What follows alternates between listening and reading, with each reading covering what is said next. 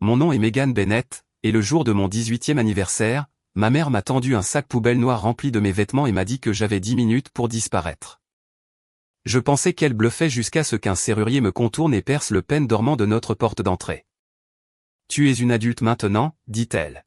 « Commence à agir comme telle. » Mon père m'a arraché le téléphone de la main, l'a jeté dans la rue et a regardé un camion de livraison l'écraser. Puis il est parti dans la voiture que j'avais utilisée pendant 2 ans. Le titre de propriété était à mon nom, a-t-il crié par la fenêtre. Je l'ai déjà vendu. De l'étage, ma sœur cadette m'a fait un signe de la main depuis ce qui avait été ma chambre. J'obtiens enfin l'espace que je mérite, a-t-elle lancé. Ce matin-là, mes parents avaient également vidé le compte universitaire que mon grand-père avait créé pour moi. 43 000 $ s'étaient volatilisés avant le petit déjeuner. À minuit, je dormais assise dans une gare de Saint-Louis, mon sac poubelle sous la tête. Je croyais que perdre ma maison était la pire chose qu'il pouvait faire. J'avais tort. Il m'avait mise à la porte parce qu'il croyait qu'une fois que j'aurais 18 ans, un secret enfoui au sein de l'entreprise de mon grand-père deviendrait légalement le leur. Pendant 2 semaines, ils ont fait la fête, dépensé de l'argent qu'ils ne possédaient pas et se sont préparés à vendre l'entreprise qui portait le nom de notre famille depuis 51 ans. Puis l'avocat de mon grand-père a ouvert une enveloppe scellée et a lu 7 mots qui ont coupé le souffle à mon père. Megan Bennett détient désormais la participation de contrôle. Au lever du soleil, ma famille m'avait appelé 53 fois, mais ils n'appelaient pas pour s'excuser. Ils appelaient parce que j'avais le pouvoir de révéler tout ce qu'ils avaient volé. Avant que je vous dise exactement ce que le testament a révélé et pourquoi mes parents ont fini par supplier la fille qu'ils ont abandonnée, dites-moi quelle heure il est là où vous êtes et d'où vous regardez. Je veux voir jusqu'où l'histoire de Megan voyagera ce soir. Les gens supposaient que mes parents m'avaient mise à la porte parce que nous avions eu une terrible dispute. La vérité était plus froide. Ils l'avaient planifiée depuis des semaines. Notre famille possédait Bennett Clockwork, une entreprise de restauration qui réparait des horloges de palais de justice, des clochers historiques, des horloges de chemin de fer et des horloges mécaniques plus anciennes que l'État lui-même. Mon grand-père, Walter Bennett, l'a fondée dans un atelier en briques loué en 1975. Il pouvait identifier un engrenage endommagé au son et disait souvent qu'une horloge ne mentait pas. Elle ne révélait que l'endroit où la pression avait été appliquée. J'ai passé la majeure partie de mon enfance à ses côtés, à étiqueter des composants en laiton, à dessiner des systèmes d'échappement et à apprendre pourquoi une seule dent tordue pouvait arrêter une machine entière. Mon père a hérité du titre de directeur général lorsque grand-père est tombé malade, mais il n'a jamais hérité de la patience de grand-père. Papa aimait les contrats, les photos publicitaires et les déjeuners coûteux avec les fonctionnaires de la ville. Il détestait la graisse sous ses ongles. Maman contrôlait la paie et les comptes de l'entreprise.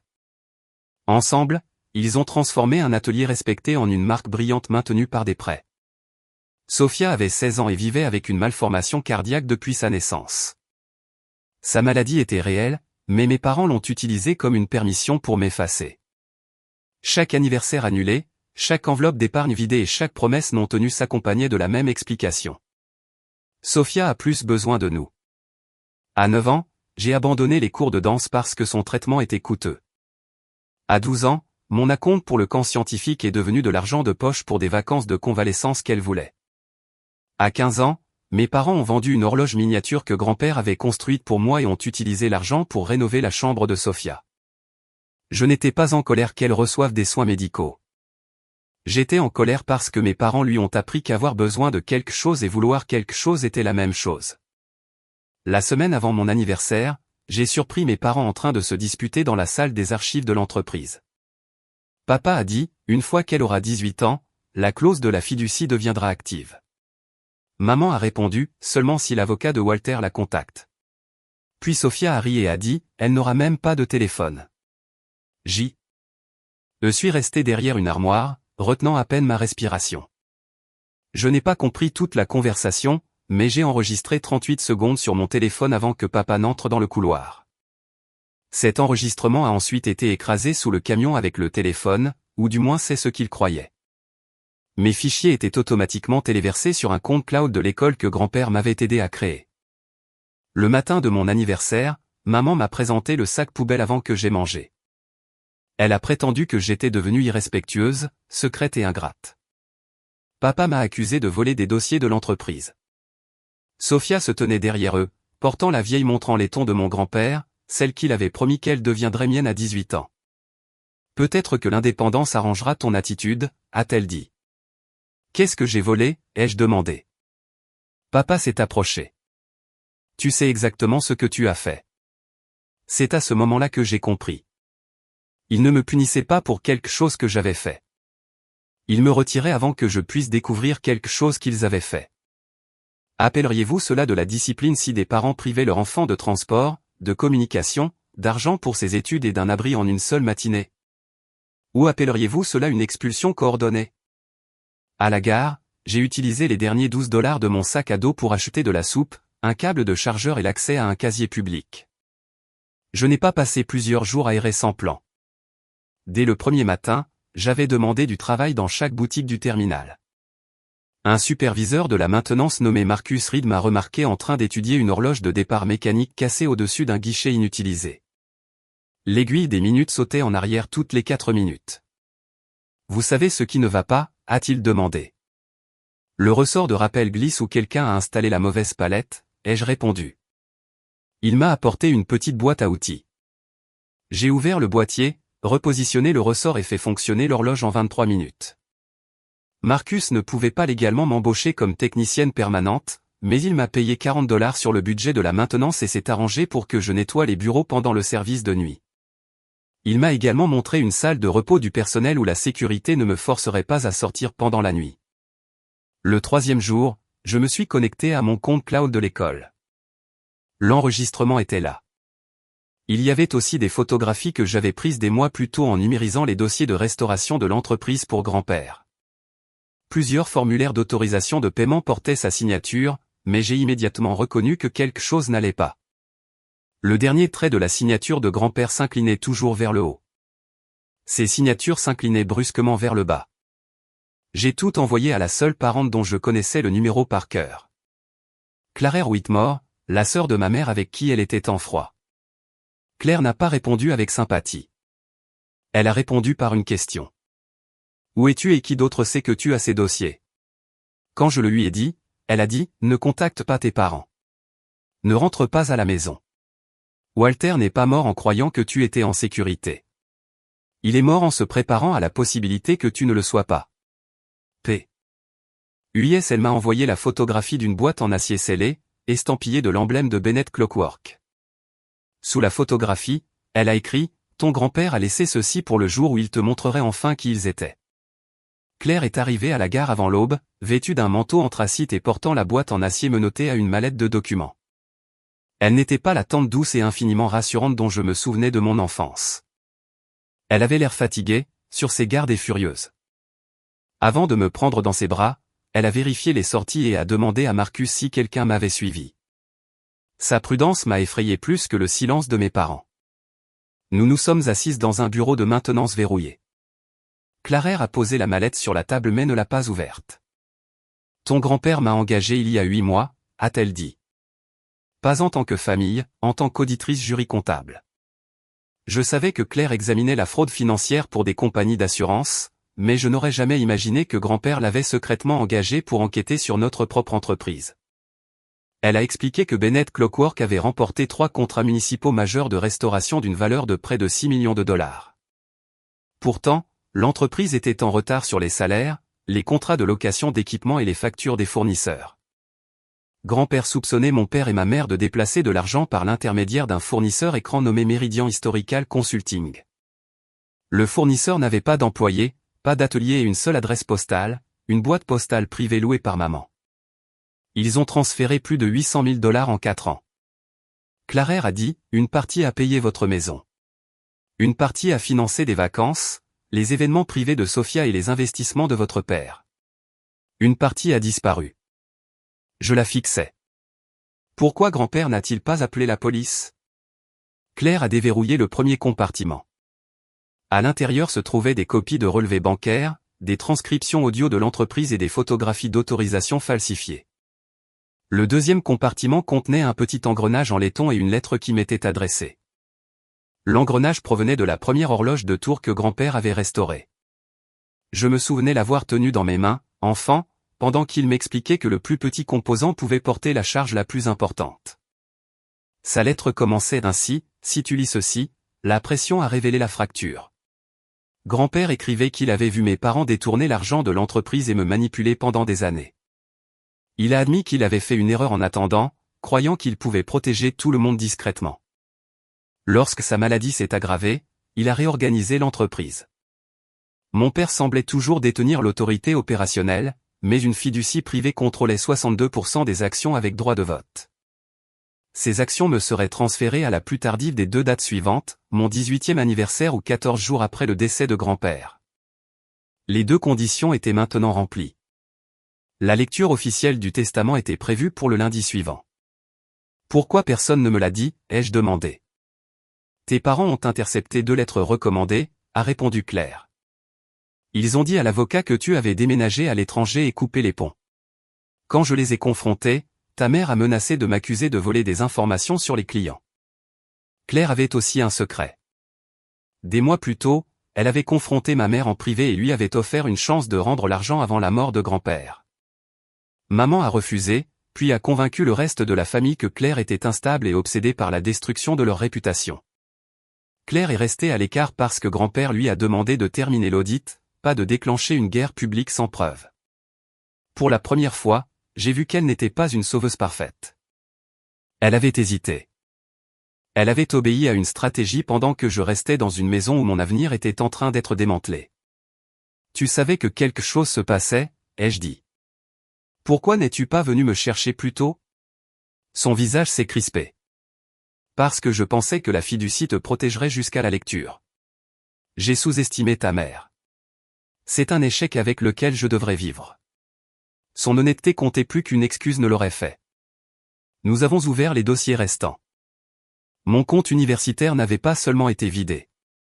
Maman avait déplacé l'argent vers Méridian, l'avait étiqueté comme un prêt familial à court terme et en avait utilisé une partie pour couvrir un paiement sur la maison. Papa a vendu ma voiture à un concessionnaire appartenant à l'un de ses amis, puis a immédiatement loué un nouveau VUS de luxe par l'intermédiaire de l'entreprise. La montre que Sophia portait appartenait à une collection de musées confiée à Bennett Clockwork pour restauration. Elle avait posté des photos de celle-ci en ligne, créant des preuves de biens assurés mal gérés. Ma famille n'avait pas seulement été cruelle, elle avait été négligente. Claire m'a conseillé de ne pas rentrer à la maison. Au lieu de cela, nous avons rencontré l'avocate de la succession, Evelyn Grant, dans un bureau privé au-dessus d'une succursale bancaire fermée. Evelyn a confirmé que je recevrais le contrôle de l'entreprise, l'atelier d'origine, le portefeuille de brevets de grand-père et un fonds d'éducation restreint. Mais le testament incluait une disposition à laquelle je ne m'étais jamais attendu. Si quelqu'un tentait de dissimuler mon héritage, de falsifier l'autorisation de grand-père ou de me retirer de la maison familiale pour empêcher la notification, ces legs individuels seraient révoqués et transférés à une fiducie de pension des travailleurs. Que devaient recevoir mes parents, ai-je demandé. Votre père devait recevoir 15% de l'entreprise et l'usage à vie de la maison, a déclaré Evelyn. Votre mère devait recevoir un compte d'investissement séparé. Sophia avait une fiducie pour l'éducation et les soins médicaux. Et maintenant, Evelyn a croisé les mains, cela dépend de ce qu'ils ont fait et de ce que nous pouvons prouver. J'aurais pu les confronter immédiatement. Au lieu de cela, nous avons élaboré un plan. J'assisterai à la lecture comme si je savais seulement que grand-père avait laissé une lettre. Claire sécuriserait les preuves financières. Evelyn demanderait une ordonnance d'urgence gelant les transferts de l'entreprise. Marcus a accepté de conserver les images de sécurité de la gare montrant mon arrivée avec un sac poubelle le soir de mon anniversaire. La veille de la lecture, Sophia m'a envoyé un courriel. Il disait que nos parents étaient inquiets et prêts à me laisser revenir si je m'excusais d'avoir causé des problèmes. En pièce jointe se trouvait une photographie de mon ancienne chambre transformée en son studio de maquillage. Derrière elle, reflétée dans un miroir, j'ai vu papa tenant un dossier marqué contrat d'achat d'actifs. Ils essayaient de vendre Bennett Clockwork avant que le testament ne puisse être lu. Claire a agrandi l'image et a trouvé le nom de l'acheteur. C'était Meridian Historical Consulting, la société écran que ma mère contrôlait secrètement. Nous aurions pu arrêter la vente sans les avertir, mais Evelyn avait besoin de preuves que mes parents avaient sciemment l'intention de contourner la fiducie. Alors, j'ai répondu au courriel de Sophia et j'ai dit que je voulais parler. Maman a répondu en moins de 4 minutes. Elle m'a invité à dîner le dimanche soir, la veille de la lecture du Testament, et a promis que nous pourrions mettre le malentendu derrière nous. Un malentendu, c'était d'oublier l'anniversaire de quelqu'un. Ça, c'était de changer les serrures pendant que votre fille se tenait sur le porche. Claire a installé une application d'enregistrement sur un téléphone de remplacement et a attendu dans une voiture à 2 rues de là. Evelyne m'a demandé de poser des questions simples, d'éviter les accusations et de partir si quelqu'un devenait violent. Je portais l'engrenage en laiton de grand-père sur une chaîne sous ma chemise. Cela me rappelait que la force n'a pas toujours l'air grande. Quand je suis arrivé à la maison, maman a ouvert la porte avec des larmes déjà préparées. Papa se tenait derrière elle, solennel et maîtrisé. Sophia a filmé depuis l'escalier jusqu'à ce que maman lui dise de ranger le téléphone. Le salon avait de nouveaux meubles, de nouvelles œuvres d'art et une photographie encadrée 2-3 prises 2 jours après qu'il m'ait expulsé. Mon absence n'était pas un accident sur cette photo. C'était le thème. Maman m'a serré dans ses bras. Nous avons été terrifiés. Vous saviez où j'étais, ai-je dit. Le bureau de sécurité de la gare vous a appelé. Papa a interrompu. Nous pensions que tu avais besoin de temps pour te calmer. Vous leur avez dit que je n'étais pas votre responsabilité. Sa mâchoire a bougé, mais il n'a pas nié. Au dîner, ils ont servi mon plat préféré et ont parlé comme si les 2 semaines précédentes avaient été des vacances familiales difficiles. Maman a affirmé qu'elle avait conservé mes économies pour l'université dans un compte plus sûr. Papa a dit qu'il avait vendu la voiture parce que l'assurance devenait chère. Sophia a insisté sur le fait que son commentaire depuis la fenêtre avait été une blague. Chaque explication retirait l'intention de leurs actions. Les serrures se sont changées toutes seules. L'argent s'est déplacé tout seul. Les mots cruels sont devenus de l'humour une fois que les conséquences sont apparues. Puis papa a placé un document à côté de mon assiette. C'était un accord de réconciliation familiale. En échange de mon retour à la maison, je reconnaîtrai que j'étais parti volontairement, je renoncerai à toute réclamation contre mes parents pour un soutien financier et je nommerai papa comme mon représentant dans toutes les affaires liées à la succession de grand-père pendant 5 ans. J'ai presque admiré l'arrogance. Qu'est-ce qui se passe si je ne signe pas, ai-je demandé.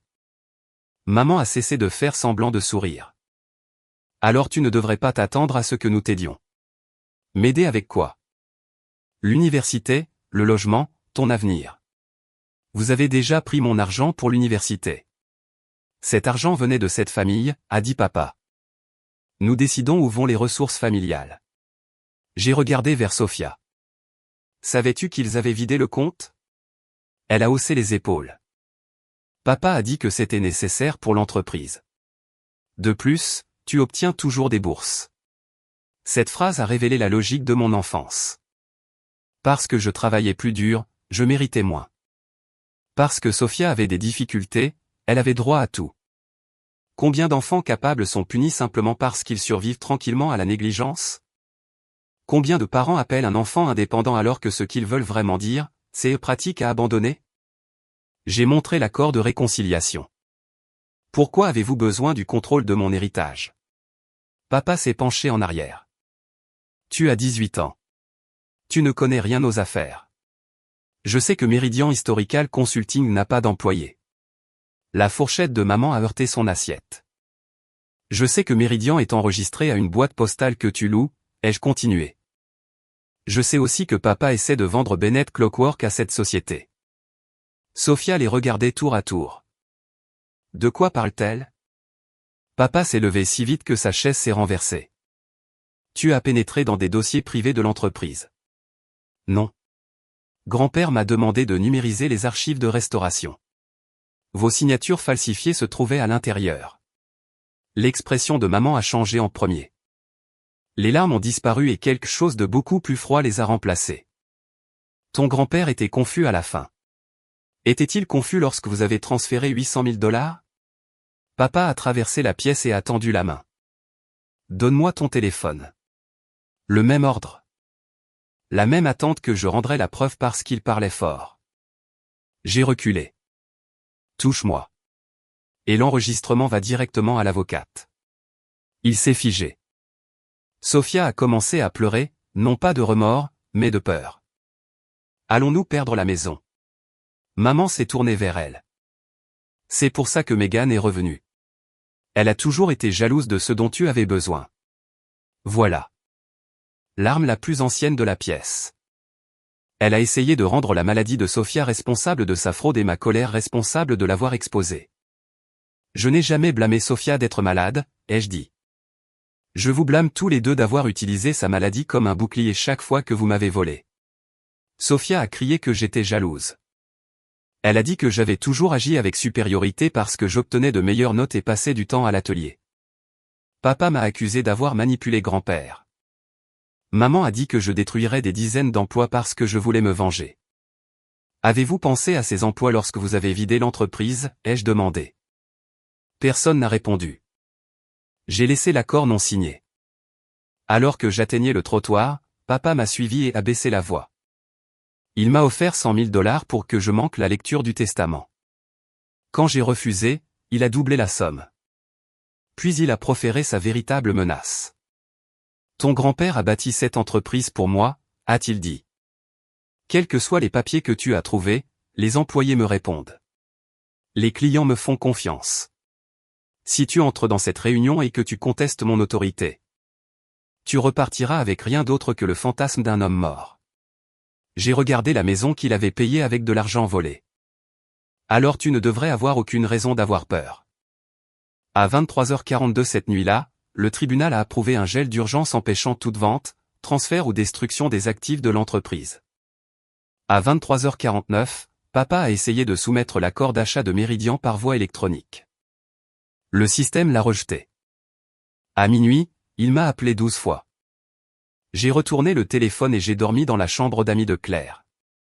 Pour la première fois depuis mon anniversaire, je n'ai pas rêvé de la gare. La lecture du testament a eu lieu dans la salle de restauration d'origine de Bennett Clockwork, pas dans un cabinet d'avocat. Grand-père avait précisé le lieu. Le bâtiment se trouvait près du fleuve Mississippi dans un ancien dépôt de tramway. Ses murs étaient bordés de cadrans d'horloges de tour, de pendules en laiton, d'engrenages taillés à la main et de photographies d'ouvriers qui avaient préservé des monuments publics à travers le pays. Près de 30 employés y ont assisté car le testament affectait la propriété de l'entreprise. Plusieurs clients se sont joints par vidéo. Grand-père avait transformé ses dernières instructions en une réunion du conseil d'administration à laquelle personne ne pouvait se cacher. Papa est entré vêtu de son plus beau costume et s'est comporté comme si le gel d'urgence avait été un inconvénient administratif. Maman portait un portefeuille en cuir. Sophia portait à nouveau la montre en laiton du musée, peut-être parce que personne ne lui avait dit que c'était une preuve. Quand ils m'ont vu assise à côté de Claire et Evelyne, papa a souri pour la salle. La voilà, a-t-il annoncé. Notre fille a eu quelques semaines difficiles, mais nous réglons les choses en privé. Je n'ai rien dit. Evelyne a commencé par des cadeaux personnels plus modestes. Des employés de longue date ont reçu des outils, des livres ou des pièces de restauration liées à des projets qu'ils avaient réalisés avec grand-père. Marcus Reed, que grand-père avait rencontré des années plus tôt lors d'une réparation d'horloge de gare, a reçu un financement pour un programme d'apprentissage professionnel. Claire a reçu les archives personnelles de grand-père et le remboursement de son travail d'audit. Puis Evelyne s'est adressée à ma famille. À ma petite-fille Sophia Bennett, je lègue la fiducie médicale et éducative précédemment établie pour elle, sous réserve d'une administration indépendante. Aucun parent ou proche ne peut retirer des fonds principaux pour un usage personnel ou professionnel. Sophia parut soulagée. Maman parut offensée. À ma belle-fille, Diane Bennett, je lègue le compte d'investissement décrit à l'annexe C, à condition qu'elle n'ait pas utilisé ma signature, mon identité ou mon autorité pour transférer des fonds de l'entreprise sans permission. Maman a ouvert son portefeuille. Ce langage est insultant. Evelyne a continué, à mon fils, Richard Bennett, je lègue 15% des actions sans droit de vote de la société et l'usage résidentiel à vie de la propriété sur Marlowe Avenue, à condition qu'il ait respecté ses responsabilités fiduciaires. Et n'ait pas tenté de dissimuler ce testament, de vendre des actifs de la société à une entité liée, ou de retirer Megan Bennett de son domicile dans le but d'entraver la notification. La pièce est devenue absolument silencieuse. Papa s'est levé. Mon père était sous médicaments lorsque cela a été rédigé. Evelyne a placé une déclaration de compétence d'un médecin sur la table. Walter a signé le testament en présence de 2 témoins et d'un médecin légiste indépendant. Elle a lu la dernière disposition de contrôle. Le visage de papa a perdu sa couleur. Evelyne m'a regardé directement. À partir de 9 h ce matin, Megan Bennett détient la participation de contrôle. Maman a chuchoté, non, mais grand-père avait préparé une dernière déclaration enregistrée 6 semaines avant sa mort. Son visage est apparu sur un écran derrière Evelyne. Il avait l'air plus mince que dans mon souvenir, mais sa voix restait ferme. Richard, si tu regardes ceci en dirigeant toujours honorablement l'entreprise, alors mes garanties te sembleront inutiles. Si tu es en colère, demande-toi quelles conditions tu as violées. Diane, les chiffres ne deviennent pas innocents parce qu'ils sont cachés derrière les besoins de la famille. Sophia, la maladie peut expliquer ce que les autres t'ont donné, mais elle ne doit jamais devenir une permission de prendre. Megan, le contrôle n'est pas la vengeance. C'est la responsabilité. Protège les gens qui ont fait tourner ces horloges pendant que d'autres traitaient l'entreprise comme un compte privé. L'enregistrement s'est terminé. Papa a déclaré le testament frauduleux. Maman a accusé Claire d'avoir manipulé grand-père. Sophia a exigé de savoir si nous allions quand même garder la maison. Leurs réactions se sont déroulées exactement comme les preuves le prédisaient. Le déni, l'attaque, puis la peur de perdre le confort. Claire a distribué l'audit préliminaire. Meridian avait reçu 817 400 $ de transferts non autorisés. Mon fonds universitaire a contribué à hauteur de 43 000 $ à ce montant. L'argent de l'entreprise avait payé 126 000 $ pour l'hypothèque de Marlowe Avenue. 38 000 $ pour des vacances, 54 000 $ pour le partenariat d'investissement raté de papa, et près de 19 000 $ pour les dépenses de luxe non médicales de Sophia. Un horloger senior nommé Daniel Brock s'est levé au fond de la salle. Nous avons sauté des cotisations de retraite pendant que vous achetiez une adhésion à un club au bord d'un lac, a-t-il demandé à papa. Papa s'est tourné vers moi. Tu as divulgué des dossiers confidentiels aux employés? Ils concernent l'argent des employés, ai-je répondu. Il s'est avancé, la voix s'élevant. Tu es une enfant. Tu ne peux pas partager une entreprise. Evelyne a fait glisser l'ordonnance judiciaire d'urgence sur la table. Elle n'a pas à faire fonctionner des machines ou à négocier des contrats aujourd'hui. Elle a le pouvoir de vote aujourd'hui. J'avais préparé 3 résolutions. La première destituait papa de son poste de directeur général en attendant l'enquête. La deuxième suspendait l'accès de maman à tous les comptes. La troisième nommait un comité des opérations par intérim composé de Claire, Daniel, du directeur de la production et d'un spécialiste externe en redressement d'entreprise.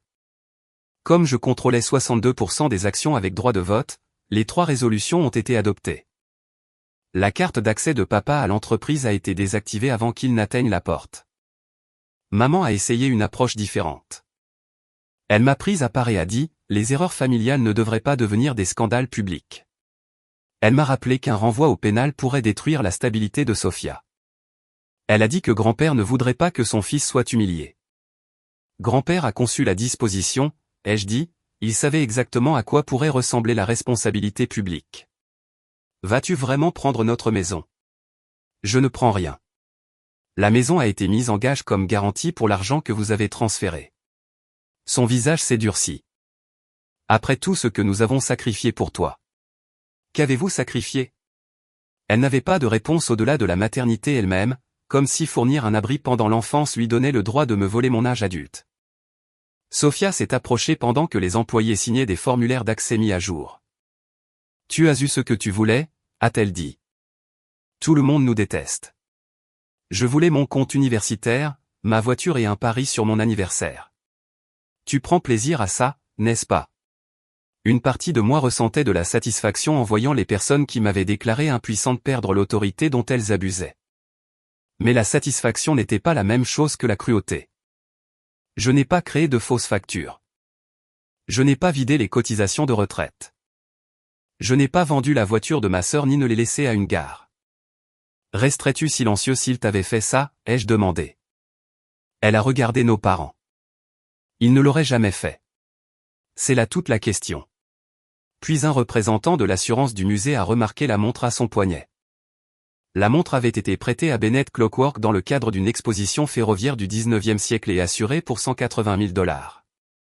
Sophia a prétendu que papa la lui avait donnée. Papa a dit qu'elle l'avait prise sans permission. Maman a blâmé un employé subalterne pour ne pas avoir sécurisé les archives. Leur unité s'est effondrée en moins d'une minute. Le représentant a documenté la montre, a demandé les images de sécurité et a annoncé une enquête de réclamation distincte. Sophia l'a enlevée avec des mains tremblantes. Pour la première fois de sa vie, nos parents n'ont pas absorbé la conséquence pour elle. Ils l'ont poussée vers elle. À la fin de la réunion, papa avait perdu son titre, son bureau, ses comptes d'entreprise et son influence de vote. Maman avait perdu l'accès à tous les systèmes financiers. Les conditions attachées à leur héritage ont été renvoyées au tribunal des successions pour une détermination formelle. La maison est entrée en révision parce que l'hypothèque avait été payée avec de l'argent détourné de l'entreprise. Les employés ont appris la vérité. Les clients ont reçu un avis de surveillance indépendante. Mon téléphone a commencé à vibrer avant que je ne quitte la salle. Maman, papa, Sophia, encore maman. 53 appels sont arrivés avant le lever du soleil le lendemain matin. Ils n'appelaient pas parce qu'ils comprenaient enfin ma douleur. Ils appelaient parce que la banque avait gelé leur compte personnel. Le conseil d'administration avait exigé leur véhicule de société, et les enquêteurs voulaient des entretiens. La fille qu'ils appelaient ingrate était maintenant la seule actionnaire qui pouvait recommander la clémence. 3 jours après la lecture, mes parents ont demandé à me rencontrer dans un restaurant calme. Leur avocat l'a décrit comme une tentative privée de réconciliation. Claire m'a conseillé de refuser, mais je voulais savoir si la perte de pouvoir les avait changés ou avait simplement changé leur tactique. J'ai accepté à la condition qu'Evelyne soit présente. Maman est arrivée sans bijoux. Papa avait l'air de ne pas avoir dormi.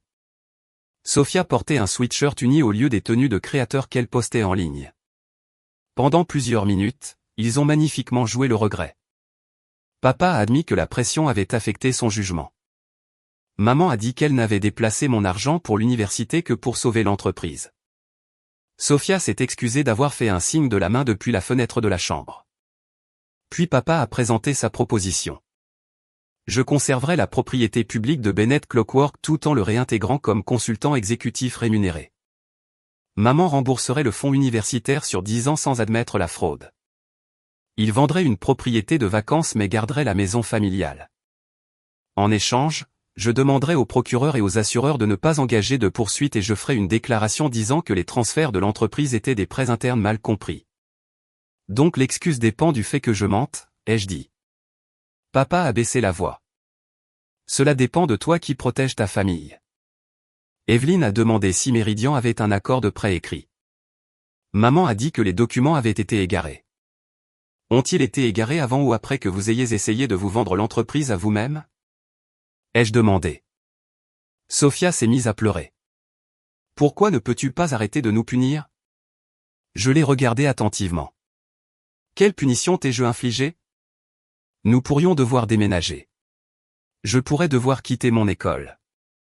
C'est une conséquence de l'argent volé, pas une punition que j'ai inventée. La retenue de papa a cédé. Il a dit que je ruinerais l'entreprise en 1 an. Maman a qualifié Claire de venimeuse. Sophia a dit que grand-père ne me favorisait que parce que je faisais semblant de me soucier de ces stupides horloges. Leur remords a duré exactement aussi longtemps qu'ils ont cru qu'ils pourraient restaurer leur confort. Puis Evelyne a remarqué un reflet clignotant à l'intérieur de l'arrangement floral. Une caméra miniature avait été dirigée vers ma chaise. L'avocat de papa a immédiatement affirmé qu'il n'en savait rien. La sécurité du restaurant a retiré l'appareil et a découvert qu'il diffusait en continu sur la tablette de Sophia à l'intérieur de son sac. Sophia a avoué que maman lui avait dit de m'enregistrer, en disant que je voulais me venger. Elles espéraient utiliser les images pour contester mon aptitude en tant que fiduciaire et argumenter que j'agissais par malveillance personnelle plutôt que pour protéger l'entreprise. Ce fut la fin de la négociation. Le juge des successions a statué plus tard que papa et maman avaient violé les conditions de l'héritage en dissimulant les avis de succession, en tentant une vente à une partie liée et en me retirant de la maison pour interférer avec la communication. Papa a perdu le legs de 15% et l'usage à vie de la maison. Maman a perdu le compte d'investissement. Les 2 actifs ont été transférés à la fiducie de pension des employés exactement comme grand-père l'avait ordonné. L'enquête criminelle est restée distincte. Maman a accepté la responsabilité pour la falsification des registres de transfert et a reçu une probation, des obligations de restitution et une interdiction permanente d'exercer des fonctions financières fiduciaires. Papa a conclu un accord de plaidoyer impliquant une tentative de transfert frauduleux et un abus de fonds de l'entreprise. Il a évité la prison mais a reçu 18 mois de détention à domicile, des travaux d'intérêt général et une ordonnance du tribunal lui interdisant d'exercer des fonctions de dirigeant d'entreprise pendant la période de restitution. La maison de Marleau Avenue a été vendue. Une fois l'hypothèque légitime et les créances de l'entreprise payées, il restait peu de capitaux propres. Mes parents ont déménagé dans un 2 pièces en location en dehors de la ville. Leurs véhicules de luxe ont été rendus. Les adhésions au club ont disparu. Les amis qui avaient loué le succès commercial de papa ont cessé de répondre à ses invitations lorsque les journaux ont rapporté d'où venait l'argent. Sophia n'a pas perdu sa fiducie médicale. Grand-père l'avait protégée de nos parents et de moi. Mais la fiducie ne payait que des dépenses de santé et d'éducation vérifiées, pas d'achat de créateurs, pas de fêtes privées qualifiées de frais de convalescence, pas d'allocation sans restriction.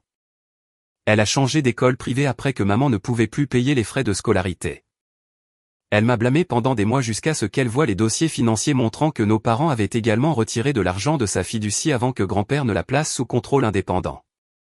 La vérité ne nous a pas soudainement rendus à nouveau sœurs. Elle lui a seulement donné un choix.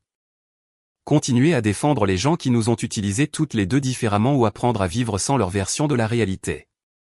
Pendant ce temps, Bennett Clockwork faisait face à près de 2 millions de dollars de passifs.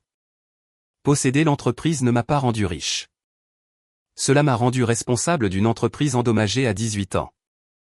J'ai reporté l'université d'un semestre. Je me suis inscrite à des cours du soir en ingénierie et j'ai travaillé avec le comité des opérations. Nous avons vendu des actifs de direction inutiles, renégocié la dette des fournisseurs, rétabli les cotisations de retraite et publié une politique d'éthique exigeant une double approbation pour les transactions avec des parties liées. Marcus a rejoint la première classe d'apprentissage financée par le legs de grand-père. Il est devenu plus tard un technicien de restauration mécanique certifié. L'horloge de la gare que j'avais réparée lors de ma première nuit de sans-abri a été déplacée dans notre atelier pour une restauration complète. À l'intérieur de son boîtier, j'ai gravé une date qu'aucun client ne remarquerait jamais, mon 18e anniversaire.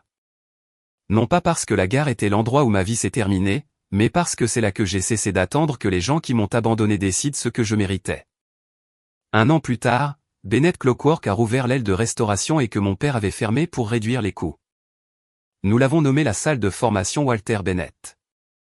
Le premier groupe comprenait 12 apprentis, d'anciens jeunes placés en famille d'accueil, de jeunes adultes sortant de refuge, des vétérans militaires en reconversion et des étudiants qui ne pouvaient pas se permettre des programmes d'ingénierie traditionnels. Chacun a reçu un salaire, des outils et une formation accréditée. J'ai commencé l'université en tant qu'étudiante en génie mécanique tout en continuant comme présidente de l'entreprise. Je n'ai pas prétendu tout savoir. Le vrai leadership n'était pas de se tenir en tête de table et d'exiger l'obéissance. C'était d'embaucher des gens qui comprenaient ce que je ne comprenais pas. Rendre les dossiers transparents et accepter que le contrôle sans responsabilité devient le même abus que j'avais combattu. Mes parents envoyaient toujours des lettres. Les premières lettres de papa blâmaient Claire, grand-père, l'économie et moi. Des mois plus tard, il a finalement écrit une phrase sans excuse. Je croyais que fournir une maison me donnait le droit de contrôler ton avenir. Les excuses de maman sont arrivées plus tard. Elle a admis qu'elle avait mesuré l'amour par la crise, accordant de l'attention à l'enfant qui paraissait le plus fragile tout en prenant à celle qui semblait capable de survivre. Je ne leur ai pas pardonné immédiatement et je ne les ai pas réinvités dans l'entreprise. Le pardon n'est pas une ordonnance du tribunal restaurant l'accès de quelqu'un. C'est une décision personnelle qui peut venir lentement, avec des limites, ou pas du tout. Sophia a visité l'atelier 6 mois après la lecture. Elle s'est tenue sous une horloge de palais de justice que nous reconstruisions et a admis qu'elle savait que j'étais mise à l'écart avant mon anniversaire. Maman lui avait promis ma chambre, une plus grosse allocation et la montre de grand-père si elle gardait le silence. Sophia a dit qu'elle était désolée, mais elle ne m'a pas demandé d'effacer les conséquences. C'était la première excuse de ma famille qui semblait réelle. Nous avons commencé à nous voir une fois par mois en public. Nous n'étions pas proches, mais nous étions honnêtes. Elle a pris un emploi à temps partiel dans une bibliothèque et a appris à quelle vitesse l'argent disparaissait quand quelqu'un devait le gagner. Elle s'est ensuite inscrite à un programme de défense des droits des patients, disant qu'elle voulait aider les enfants malades sans leur apprendre que la maladie rendait les autres jetables. Je ne suis jamais retourné à la maison de Marleau Avenue avant qu'elle ne soit vendue. Je n'avais pas besoin d'une dernière promenade dans ma chambre ou d'une photo dramatique à côté des serrures changées. La conclusion n'était pas cachée dans ce bâtiment. Elle était dans chaque décision que j'ai prise après l'avoir quitté. Les gens me demandent souvent si j'ai détruit ma famille pour un héritage. Je leur dis que l'héritage ne nous a pas détruits. Il a documenté ce qui était déjà brisé. Mes parents ont perdu leur poste dans l'entreprise parce qu'ils ont volé les employés. Ils ont perdu leur legs parce qu'ils ont violé des conditions clairement écrites. Ils ont perdu la maison parce qu'ils ont utilisé de l'argent malhonnête pour l'entretenir. J'ai simplement refusé de me sacrifier pour protéger l'apparence de leur succès. Alors, qu'auriez-vous fait? Auriez-vous retiré les preuves pour épargner à vos parents l'humiliation? Auriez-vous rendu le contrôle au père qui vous a laissé à une gare? Ou auriez-vous protégé les travailleurs dont l'argent de la retraite a payé le style de vie de votre famille? La dernière leçon de grand-père n'était pas que je méritais la richesse plus que quiconque. C'était que la responsabilité devrait suivre le caractère, pas l'âge, le titre ou les liens du sang. L'éducation m'a donné les connaissances pour reconnaître les dossiers techniques falsifiés. La littératie financière a aidé Claire à tracer l'argent. Les garanties légales ont protégé les employés lorsque la loyauté familiale a échoué. Ce n'était pas seulement des rebondissements. C'étaient des outils qui ont transformé les preuves en responsabilité. Le sang peut connecter les gens, mais il ne peut excuser l'exploitation. Une vraie famille n'exige pas qu'un enfant disparaisse pour qu'un autre se sente important. L'amour ne vide pas votre avenir en appelant cela un sacrifice. Et le pardon sans changement de comportement n'est pas la guérison. C'est une permission. Le jour de mon 18e anniversaire, je possédais un sac poubelle, $12 et une place sur un banc en métal. 2 semaines plus tard, je contrôlais une entreprise. Mais la chose la plus précieuse que j'ai gagnée n'était ni l'atelier ni les actions. J'ai appris que personne d'autre ne peut définir ma valeur simplement parce qu'ils m'ont élevé, employé ou partagent mon nom de famille. Parfois, les gens qui vous traitent d'égoïste sont seulement en colère parce que vous avez finalement cessé de leur être utile. Et parfois, le plus petit engrenage, celui que tout le monde ignore, est la pièce qui détermine si toute la machine continue de bouger. Nous vous remercions sincèrement d'avoir regardé cette histoire avec nous aujourd'hui. Tous les personnages, événements et situations de cette vidéo sont fictifs, créés uniquement à des fins de narration, de divertissement et d'éducation. Nous espérons que le message vous rappellera que les gens peuvent essayer de réécrire la vérité. Mais votre guérison ne dépend pas du fait qu'ils admettent ce qu'ils ont fait. Parfois, la liberté la plus puissante vient du fait de savoir ce qui s'est passé, d'accepter la leçon et de ne plus attendre qu'ils soient honnêtes.